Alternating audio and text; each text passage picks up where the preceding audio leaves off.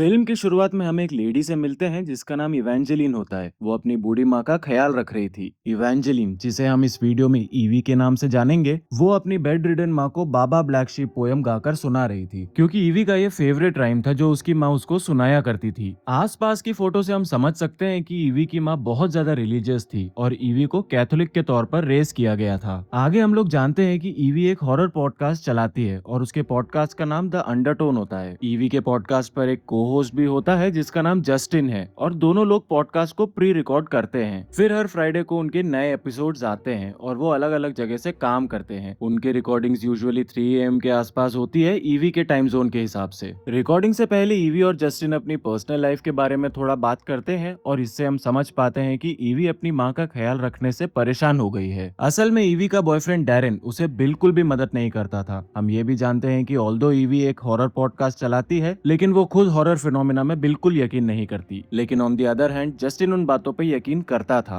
For example, last episode में उन्होंने एक मिस्टीरियस ब्लॉग के बारे में बात किया था जिसका नाम आई फील वंडरफुल होता है। रूमर्स थे कि 92 लोग जिन्होंने ये ब्लॉग देखा था, सबने अपने कान काट लिए थे और उसको ब्लॉग के हेडक्वार्टर्स को मेल कर दिया था और उसके बाद सब लोग मिस्टीरियस तरीके से मर जाते हैं। ईवी इस बारे में मजाक भी बनाती है और खुद ब्लॉग को देखने लग जाती है। उस ब्लॉग में एक वुमन बहुत अजीब तरीके से स्माइल कर रही होती है और पूरी सराउंडिंग्स एकदम रेड कलर की थी। वहीं जस्टिन को बिल्कुल ठीक नहीं लगा कि ऐसी बातों का मजाक बनाया जाए। खैर, जस्टिन उनके नए पॉडकास्ट के रिकॉर्डिंग के लिए एक स्ट्रॉन्ग टॉपिक लेके आ चुका है। एक्चुअली किसी ने जस्टिन को एक ईमेल भेजा था जिसमें 10 ऑडियो फाइल्स थी और ईमेल में जो टेक्स्ट थे वो बहुत ही अजीब तरीके से लिखे गए थे। ईमेल का सब्जेक्ट था LOL be aware of listening to all और जो ईमेल का बॉडी था वो तो और ही अजीब तरीके से लिखा गया था, अटोनमेंट एट टेनेंट। अब ये चीज क्या है अभी आप लोग को समझ में नहीं आएगा, लेकिन मैं आगे आप लोग को थ्योरी सेक्शन में समझा दूंगा। खैर, ये ऑडियोस एक कपल की तरफ से भेजे गए थे जिसमें गर्लफ्रेंड का नाम जैस्मिन था और बॉयफ्रेंड का नाम माइक था। माइक कह रहा था कि जैस्मिन नींद में बात करती है, लेकिन जैस्मिन इस बात को एक्सेप्ट नहीं कर रही थी। इसीलिए माइक रात में ऑडियो रिकॉर्ड करने लगता है ताकि जैस्मिन को प्रूव कर सके कि हाँ, नींद में वो बात करती है। और दोस्तों, वो 10 ऑडियो फाइल शायद वही रिकॉर्डिंग्स होंगी। तो पहली रिकॉर्डिंग में जैस्मिन अपनी नींद में एक पोयम गा रही होती है जो कि होती है London bridges are falling down.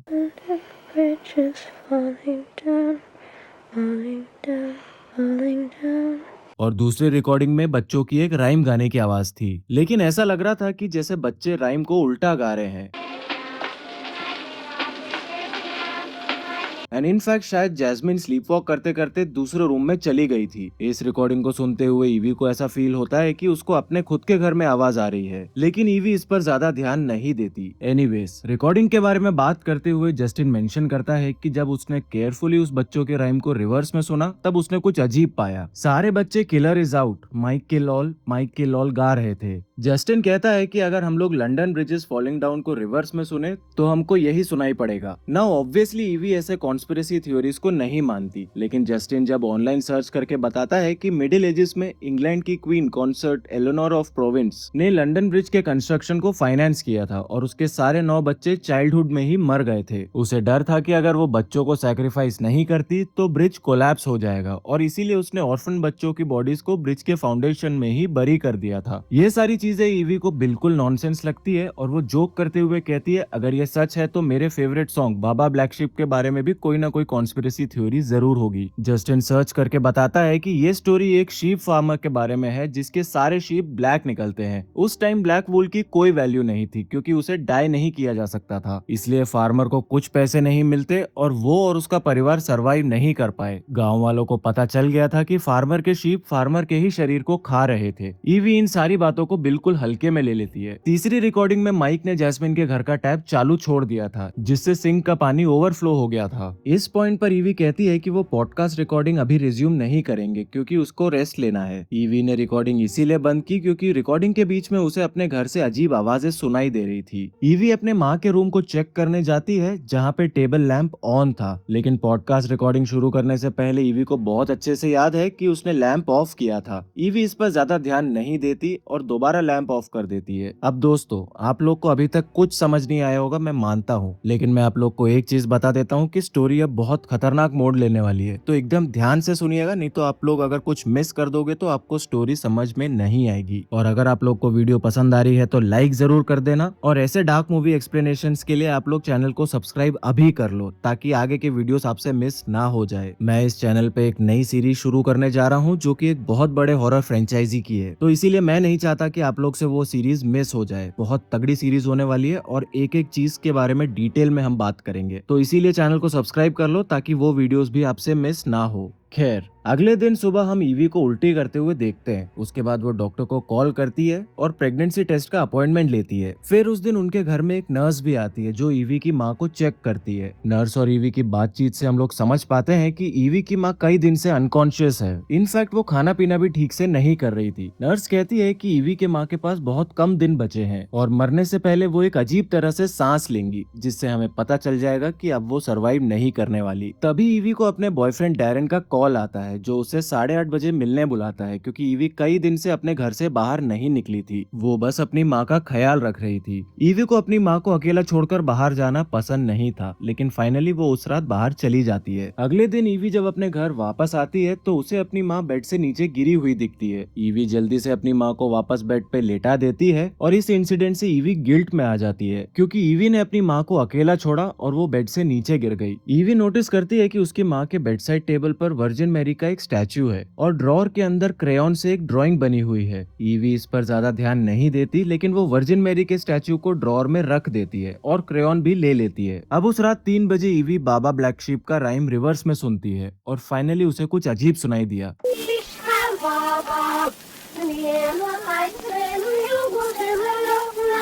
उसने सुना look and lick all the blood, जो कि बहुत ज्यादा क्रीपी था। तभी ईवी को अपने डॉक्टर का कॉल आता है जो कहता है कि ईवी के रिपोर्ट से ये क्लियर है कि वो 6 वीक्स प्रेग्नेंट है। ये सुनते ही ईवी बिल्कुल शॉक में आ जाती है। मतलब ईवी को खुद नहीं पता था कि इस न्यूज पर कैसे रिएक्ट करे। अब अगले दिन सुबह ईवी को अपने माँ के रूम से कुछ आवाज आती है और चेक करने पर वो देखती है कि बाथरूम का टैप ओपन था। इनफैक्ट वो वर्जिन मैरी का स्टैचू वापस टेबल पे आ गया था। ये सब बहुत अजीब बात है, क्योंकि ईवी की माँ काइंड ऑफ कोमा में है, तो वो तो ये सब नहीं कर सकती। तो ये स्टैचू अपने आप बाहर आया कैसे? इस बार ईवी डायरेक्टली उस स्टैचू को क्लोजेट में रख देती है और लॉक कर देती है। उस रात रिकॉर्डिंग से पहले ईवी शराब पीती है, जो कि ऑब्वियसली सही नहीं है क्योंकि वो प्रेग्नेंट थी। साथ में ईवी अपने माँ के एक पुराने वॉइस नोट को भी सुनती है जिसमें ईवी को मास अटेंड करने के लिए वो बुलाती है। ईवी अपनी माँ की एक स्पेसिफिक लाइन को बार बार सुनती है, I am praying for you. फिर वो ऑनलाइन सर्च करती है कि कैसे पुराने बच्चों के राइम्स के अंदर हिडन मीनिंग्स होते हैं। खैर, रात के 3 बजे के आसपास जस्टिन वापस से पॉडकास्ट ज्वाइन करता है और इस बार ईवी कोई पर्सनल बात नहीं करती और सीधा पॉडकास्ट स्टार्ट कर देती है। जस्टिन ईवी का ये बिहेवियर देख के पूछता भी है कि क्या ईवी ने फिर से स्टार्ट कर दिया है पीना। जस्टिन की ये बात से हम लोग समझ पाते हैं कि ईवी को ड्रिंकिंग प्रॉब्लम्स पहले से ही थी। अब अगली रिकॉर्डिंग में वो डॉल वाली रिकॉर्डिंग सुनते हैं जिसमें जैस्मिन और माइक डॉल से खेल रहे थे। इस डॉल में एक स्ट्रिंग थी जिसको जब पुल करेंगे तो डॉल अजीब बातें बोलती है, जैसे I know something you don't know या फिर did everyone go to sleep वगैरह। इस रिकॉर्डिंग में आगे एक बहुत ज्यादा अजीब सी बैंगिंग साउंड बार बार आती है जिसे जैस्मिन और माइक भी सुनते हैं। बैंगिंग साउंड से पहले अजीब सी एक विस्परिंग साउंड भी आती है और ईवी और जस्टिन इस साउंड को समझ नहीं पाते।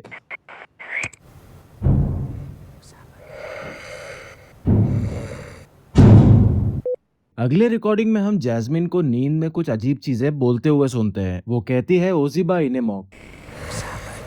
ये साउंड बहुत ज्यादा इंटेंस था और इसीलिए माइक डर जाता है और जैस्मिन को उठाता है। इस रिकॉर्डिंग को सुनने के बाद ईवी कहती है कि बाकी के रिकॉर्डिंग्स को बाद में सुनेंगे, क्योंकि ईवी को ऐसा लगता है कि उसके घर में से कुछ आवाजें आ रही है। हम बैकग्राउंड में एक मूविंग फिगर को भी देखते हैं जो कि शायद ईवी की माँ हो सकती है, लेकिन दोस्तों वो तो कोमा में है तो चल कैसे सकती है। स्टोरी यहाँ से एक और स्ट्रेंज मोड लेती है और आप लोग बिल्कुल बने रहना, तभी आपको पूरी मूवी समझ में आएगी। अगले दिन ईवी अपनी माँ का ख्याल रख रही होती है, तभी उसकी नजर वर्जिन मैरी की फोटो पर जाती है। उसके बाद ईवी कल रात वाली ऑडियो को दोबारा सुनती है, ओजिबा इनेमॉक, और उसको रिवर्स में प्ले करती है जो कि बन के आता है कम इन एबिजो। ईवी इसको बार बार बोलती है कम इन एबिजो, कम इन एबिजो, और इसी दौरान वो लैपटॉप के पास सो जाती है। इस तरह ईवी को एक नाइटमेयर आता है जिसमें घर की सारी लाइट्स फ्लिकर हो रही हैं और उसको अपनी माँ खड़ी हुई दिखाई देती है। इस बुरे सपने से उठने के बाद ईवी नोटिस करती है कि ऑलमोस्ट 3 बजने वाले हैं और उसे पॉडकास्ट की रिकॉर्डिंग दोबारा शुरू करनी है। थोड़ी थोड़ी देर में जस्टिन भी ज्वाइन करता है और दोनों पॉडकास्ट की रिकॉर्डिंग शुरू करते हैं। जस्टिन मेंशन करता है कि कल रात वाली रिकॉर्डिंग को जब उसने रिवर्स में प्ले किया तो उसका मतलब निकल के आया कम इन एबिजो। जस्टिन बताता है कि एबिजो एक बच्चों को लेके जाने वाला डीमन कहलाता है। जी हाँ, एबिजो एक डीमन है मिडिल ईस्टर्न और यूरोपियन फोकलोर में, जो क्रिश्चियन टेक्स्ट में भी फर्स्ट सेंचुरी में आता है। एबिजो इनफर्टाइल थी, मतलब उसके बच्चे नहीं हो सकते थे, इसलिए वो उन औरतों से जेलस थी जो बच्चे कर सकते थे। इसीलिए वो न्यूलीवेड होम्स में धीरे से घुस जाता था और बच्चों को खत्म कर देता था। फिर किंग सोलोमन ने उसे एक टेंपल के सामने लटकाकर पनिशमेंट के तौर पर मार डाला था, लेकिन उसका जेलसी आफ्टर लाइफ में भी सर्वाइव किया, जिससे वो एक डीमन बन गई, जो अब औरतों के मिसकैरेज और मरे हुए बच्चों का कारण बनती थी। अगले ऑडियो से हम समझ पाते हैं कि जैसा को अगले दिन ओजिबा इनेमोंग चैंटिंग के बारे में कुछ भी याद नहीं था। अगले ऑडियो में जेसा और माइक को एक बच्चे की रोने की आवाज भी आती है, लेकिन उनके घर में कोई बच्चा था ही नहीं। जस्टिन अब तक बहुत ज्यादा डर चुका था। वो ईमेल का रिप्लाई करता है जहां से उसे ये रिकॉर्डिंग्स मिली थी। सरप्राइजिंगली उसका ईमेल बाउंस बैक हो जाता है, मतलब सेंडर का ईमेल एड्रेस वैलिड नहीं था और डिलीट हो चुका था। और जब हम लोग ध्यान से देखते हैं तो सेंडर का ईमेल था ओजिबाग इनेमोंग, और अब हम सब जानते हैं कि ओजिबाग इनेमोंग का मतलब है कम इन एबिजो का रिवर्स होता है। अब 8th रिकॉर्डिंग में माइक और जैसा बहुत जोर से चिल्ला रहे होते हैं, जैसे कि उनने बहुत खौफनाक चीज देख ली हो। चिल्लाने के साथ साथ बहुत ज्यादा लाउड बैंगिंग साउंड्स भी आ रहे थे।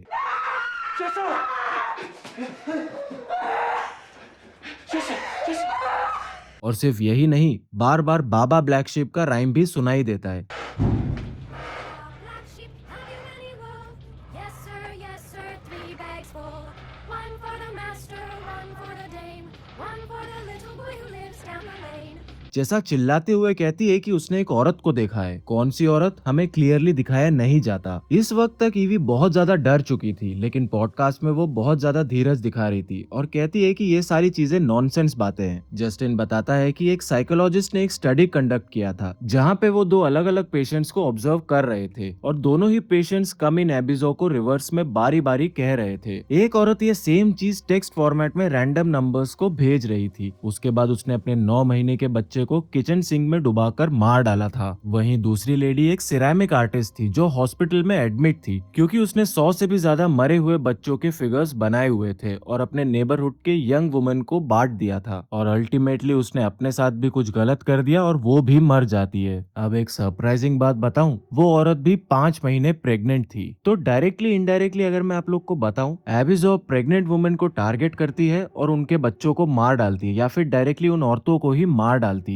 और जाने अनजाने में हमारी ईवी ने भी एबिजो को बुला लिया था कम इन एबिजो बोल के। देखते हैं अब उसके साथ क्या होता है। खैर, जस्टिन नोटिस करता है कि उसके वॉच में 20 मिनट रह गए हैं सुबह के 3 बजने के लिए, और सेम चीज ईवी के साथ भी हो रही थी। लेकिन ये पॉसिबल नहीं था, क्योंकि जस्टिन और ईवी दोनों डिफरेंट टाइम जोन में रहते थे। इनफैक्ट वो दोनों बिल्कुल डिफरेंट कंट्रीज में रहते थे। तभी उन्हें फर्स्ट कॉलर का कॉल आता है, जो वेस्ट मॉर्लैंड से था। ये वही जगह होती है जहाँ ईवी रहती है। ये बंदा कॉल पर बताता है कि जो ऑडियो रिकॉर्डिंग वाला कपल था, जैसा और माइक, एक्चुअली उनके नेबर्स थे और दोनों मर चुके थे। कॉलर बताता है कि दोनों की बॉडीज पुलिस को स्टेयर्स के नीचे पड़े हुए मिले थे, जहां उनके सर पर प्लास्टिक बैग था और दीवार पर मरे हुए बच्चों की ड्राइंग्स बनी हुई थी। ये बंदा एक सीक्रेट रिवील करता है कि जैसा उस टाइम 5 महीने प्रेग्नेंट थी। अगली कॉलर एक लेडी थी जो सैन डिएगो से थी, और वो बताती है कि उसके बेसमेंट में एक बहुत पागल लेडी रहती थी जो हमेशा बच्चों के गाने बजाया करती थी, मतलब कि नर्सरी राइम्स, और उन नर्सरी राइम्स को वो उल्टा प्ले किया करती थी। उस औरत को अरेस्ट कर लिया गया था क्योंकि उसने अपने ही बच्चों को मार डाला था। ये स्टोरी सुनने के बाद ईवी और ज्यादा डिस्टर्ब हो जाती है। वो इतना ज्यादा डिस्टर्ब हो जाती है कि जिस क्रेयॉन से वो कलर कर रही थी वो तक टूट जाता है। अब 10th रिकॉर्डिंग में जैसा कह रही थी कि उसे कुछ ठीक फील नहीं हो रहा है, क्योंकि उसे अपने बगल में माइक के अलावा किसी और आदमी को सोते हुए देखा था। उसके बाद लाउड बैंगिंग के साउंड्स आते हैं और ईवी को लगता है कि ये आवाज उसके घर से आ रही है। इस पॉइंट पर एग्जैक्टली 3 बज चुके थे और ईवी की घड़ी 3 बजे पर रुक गई थी। तभी बच्चों के राइम्स की आवाज आती है जो कि उल्टा चल रही थी।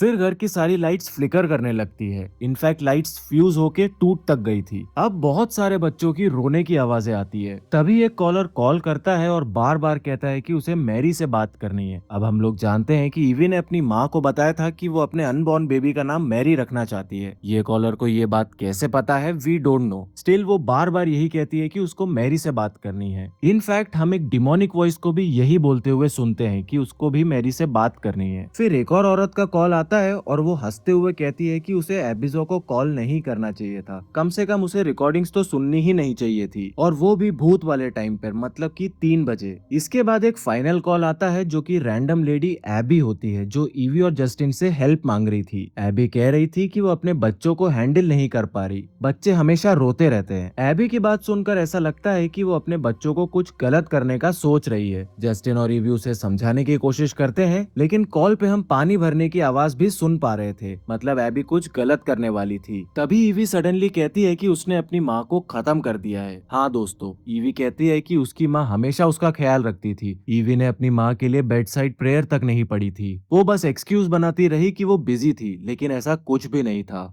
एबी इस बात से रिलेट करती है, लेकिन फिर एक डिमोनिक वॉइस कहता है कि अब बहुत देर हो चुकी है। It's too late.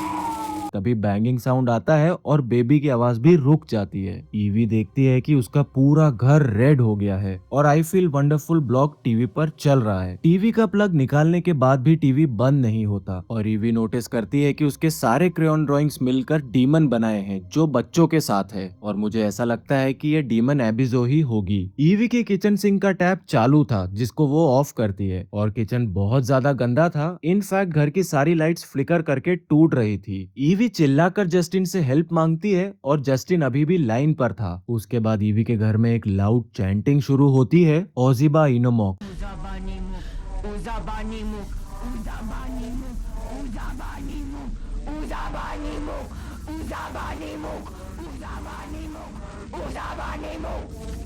दीवार पर क्रेयॉन से ड्राइंग थी, वो डीमन की डेड बच्चों के साथ। ईवी अपने माँ के रूम में जाती है जहाँ उसकी माँ बेड पर नहीं थी। बेड पर तो वर्जिन मैरी की स्टैचू थी और ईवी की माँ बाथरूम में खड़ी थी। यहाँ पे मिली सेकेंड्स के कट्स दिखाए जाते हैं जहाँ ईवी के सर पर प्लास्टिक बैग आ जाता है। फिर ईवी की माँ उल्टे तरीके से चल के बाथरूम से बाहर आती है और ये देखकर ईवी बार बार मम्मी मम्मी चिल्लाती है। फिर हम ईवी की वॉइस सुनते हैं जहाँ ऐसा लगता है कि वो स्टेयर से गिर गई है। वो मम्मी मम्मी बहुत जोर जोर से चिल्लाती है और उसके दांत की कड़कड़ाने की आवाज तक सुनाई देती है।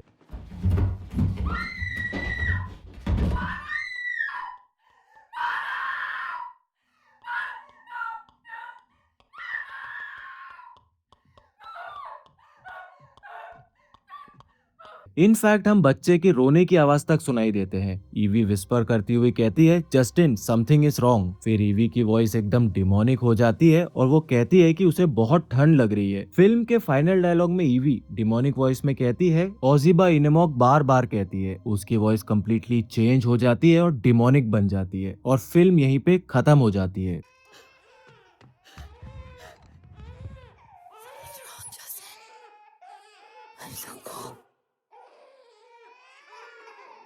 Uzabani Mook. Uzabani Mook. Uzabani Mook. Uzabani Mook. Uzabani Mook. Uzabani Mook.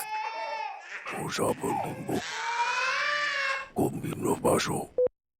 अब फिल्म के एंड क्रेडिट सीन में लंदन ब्रिजेस फॉलिंग डाउन वाला म्यूजिक प्ले होता है और फिल्म खत्म। दोस्तों, ये थी दी अंडरटोन फिल्म की स्टोरी और मुझे पता है कि इस टाइम तुम्हारे दिमाग में बहुत सारे डाउट्स होंगे। अगर आप लोग ने ये वीडियो यहाँ तक देख लिया है तो लाइक तो बनता है यार, लाइक करो और चैनल को सब्सक्राइब करो। मैं जानता हूँ आप लोग को बहुत ज्यादा पसंद आ रहा है ये वीडियो और आगे के वीडियोस भी बहुत पसंद आएंगे, इसीलिए सब्सक्राइब जरूर कर लेना। अब हम चलते हैं इस मूवी के थ्योरीज के बारे में बात करने के लिए, ताकि आप लोग के सारे डाउट्स क्लियर हो जाए। देखो यार, ये फिल्म सरफेस लेवल पे बहुत ज्यादा सिंपल पॉडकास्ट स्टोरी लगती है, लेकिन उसके नीचे एक बहुत ज्यादा हिडन सीक्रेट छुपा हुआ है। एक्चुअली इस फिल्म को समझने के 2 पहलू है और दोनों ही वैलिड है। पहला तरीका है सुपरनैचुरल एंगल, मतलब एबिजो एक रियल डीमन है जो ऑडियो फाइल्स के थ्रू घर में एंटर किया। उसने माइक और जैसा को पहले ही खत्म कर चुका होगा और ईवी तक भी पहुंच गया। अगर हम इसी को मान के चलें तो घर में जो कुछ भी हो रहा था, स्टैचू का मूव होना, लाइट्स का फ्लिकर होना, माँ का कोमा से से उठना सब कुछ रियल था। लेकिन फिल्म को समझने का दूसरा तरीका है साइकोलॉजिकल एंगल, मतलब एक्चुअली कुछ सुपरनैचुरल था ही नहीं, सब कुछ ईवी के दिमाग का खेल था जो सुपरनैचुरल लगता था। अपनी मरती हुई माँ का stress, unwanted pregnancy, Catholic guilt, insomnia, anxiety की मेडिकेशंस और प्रेगनेंसी में अल्कोहल, ये सब मिलकर ईवी को एक साइकोटिक ब्रेकडाउन की तरफ ले गए। इनफैक्ट फिल्म में सजेस्ट किया है कि ईवी ने शायद अबॉर्शन किया होगा और उस चीज का गिल्ट भी उसके दिमाग में था।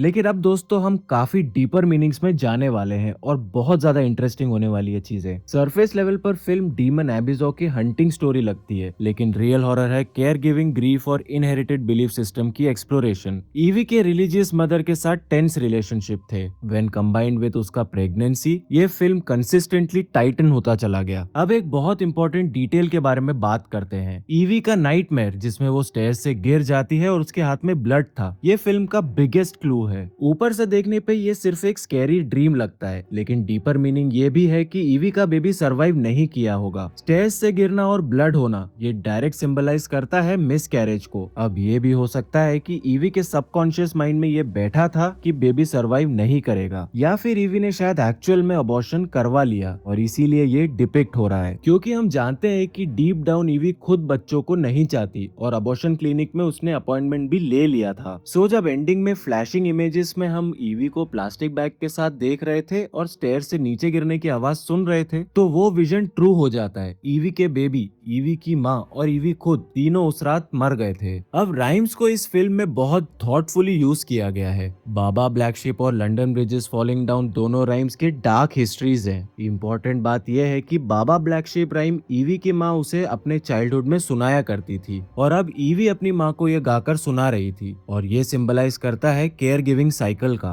अगर सिंपल भाषा में बोलूं दोस्तों तो एबिजो एक्चुअल डीमन था ही नहीं, वो ईवी के गिल्ट, शेम और फियर का मैनिफेस्टेशन है। अब अगर स्टैचू के बारे में बात करते हैं तो वर्जिन मैरी का स्टैचू बार बार लोकेशन चेंज कर रहा था। ये एक बहुत पावरफुल सिंबल है। कैथोलिक रिलीजन में वर्जिन मैरी आइडियल मदर की इमेज रिप्रेजेंट करती है, एक ऐसी माँ जो बिना सिन के माँ बन गई। ईवी ने सोचा था अगर उसकी बेटी हुई तो नाम मैरी रखेगी। ये स्टैचू बार बार ईवी के सामने आता था क्योंकि ये उसका कैथोलिक गिल्ट का फिजिकल मैनिफेस्टेशन है। ये उसे रिमाइंड करवाती है कि वो मैरी जैसी प्योर नहीं है क्योंकि वो अबॉर्शन का सोच रही है। फाइनल थ्योरी ये है कि फिल्म एक्चुअली एक अनरिलायबल नरेटर का केस है। हम सब कुछ ईवी के पॉइंट ऑफ व्यू से देख रहे हैं और वो क्लियरली एंजाइटी मेडिकेशंस पे थी, अल्कोहल पी रही थी, प्रेगनेंसी में रात भर जाग रही थी, इसलिए शायद जो हमको दिखाया जा रहा था वो उसका माइंड उसके साथ गेम खेल रहा था। हमको रियलिटी नहीं मालूम, सब कुछ ईवी के गिल्ट को उसके दिमाग में रिप्ले होने देता है। तो दोस्तों ये थी दी अंडरटोन की थ्योरीज और डीप एनालिसिस। फिल्म बिल्कुल एम्बिगुअस है और हर व्यूअर इसे अलग तरीके से इंटरप्रेट कर सकता है और शायद यही फिल्म की ग्रेटेस्ट स्ट्रेंथ है। अगर तुम्हारे पास अपनी कोई थ्योरी है तो कमेंट्स में जरूर बताना, और फिर से अगर ये वीडियो आप लोग को पसंद आया हो तो वीडियो को लाइक जरूर कर देना और चैनल को सब्सक्राइब करना मत भूलना, क्योंकि हम ऐसे वीडियोस लाते रहते हैं। और अगर आप लोग को ऐसे ही दिमाग बौखला देने वाले मूवी एक्सप्लेनेशंस चाहिए है तो आप इस वीडियो को चेकआउट जरूर कर सकते हो। ये वाली मूवी एक्सप्लेनेशन भी बिल्कुल माइंड ट्विस्टिंग होने वाली है, और अगर आप लोग को पसंद आया है ये वीडियो तो ये वाली भी पक्के से पसंद आएगी। जाकर आप लोग उस वीडियो को भी चेकआउट कर सकते हो। मिलते हैं हमारे नेक्स्ट वीडियो में, तब तक के लिए स्टे स्पूकी।